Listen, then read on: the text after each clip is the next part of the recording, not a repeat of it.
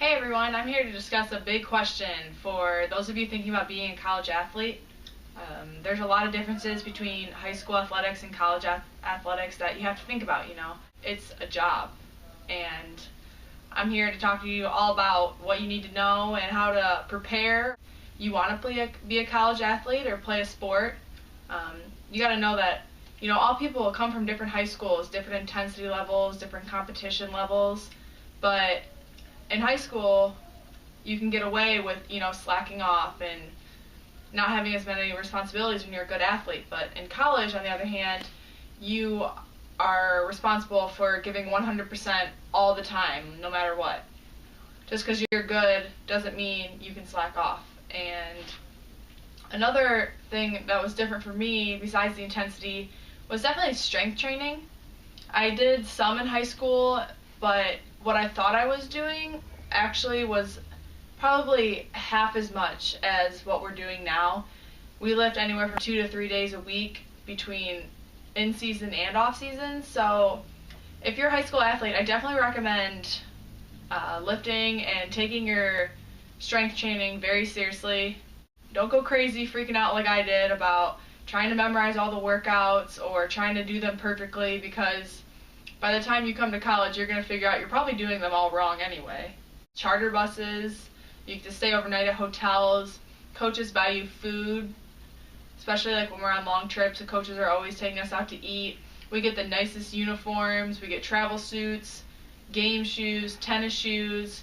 We get all this really great stuff, especially Findlay. We're sponsored by Nike, so all of our stuff is pretty much top of the line each year, and we just get treated really great. In high school, you kind of get the hand-me-downs, the old jerseys, and they keep getting handed down, and you get the used bags and all that. Outside of college athletics is definitely the travel. You miss a lot of school, but it's definitely bearable. I know, like on our long trips, some of our trips are 13 hours away in the GLIAC, but for some of those trips, we get charter buses that have Wi-Fi right on the bus, so you can work on your homework right on the bus. And that's really nice, because you don't even feel like you're driving or riding on a bus.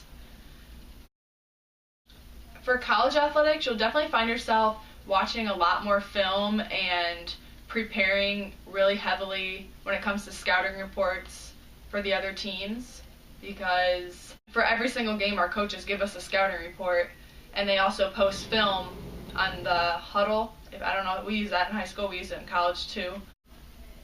I think for the most part, college athletics and high school athletics are very similar. They're both bearable. It's not something that you're just going to come to college and you're just going to die.